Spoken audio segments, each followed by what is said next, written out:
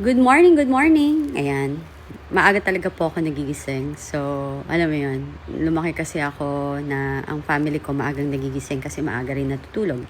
Anyway, guys, I did this video today and this early morning because I just want na mag-warn ako sa mga DDS or mga supporters ng Duterte. Obviously, you can see the style na may nagpapalaganap ng mga fake quote cards or iba naman ginagawa na lang katawa-tawa din. But apparently, some of it sinasakyan na rin yung ating laban na sa paglaban natin sa korupsyon o katiwalian sa ating bansa na gumagawa ng mga fake.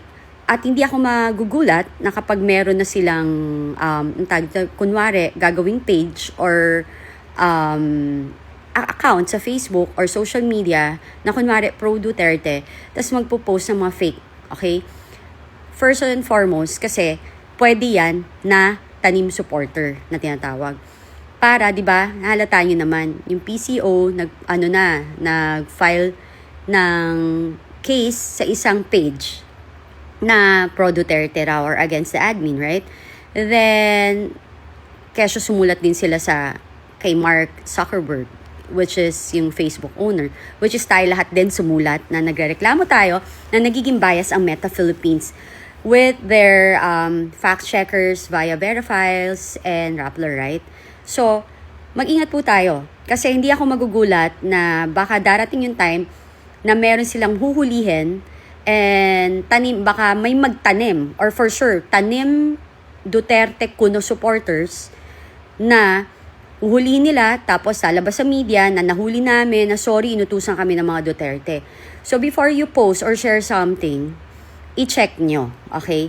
I-check nyo mabuti yung content kasi you can go naman to Google, upload the photos and ask na, is this real? Quote cards? Ganyan, totoo ba itong quote card na to? O sinabi ba ito ni ganito at ni ganyan? Before you share it. So, be very vigilant kasi yan ngayon ang isang hopeless scenario na gusto nilang ipalabas na mga Duterte supporters are sinungaling and everything.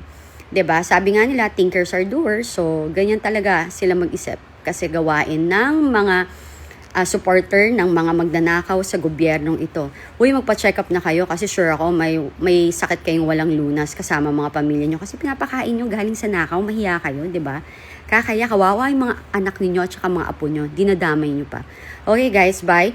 Ingat kayo. Huwag basta mag-share. I-check sa Google. Kasi ang Google naman may AI na yon. So they can verify kung legit o hindi. Tandaan, uso ngayon ang tanim kuno supporters ng Duterte. So mag-iingat tayo. Huwag basta magpapadala sa mga posts. Bye! Have a wonderful Sunday. Puffy pa yung eyes ko kasi kakagising ko lang at nag-aayos ako at naglilinis, nag-organize sa mga gamit. God bless. Bye!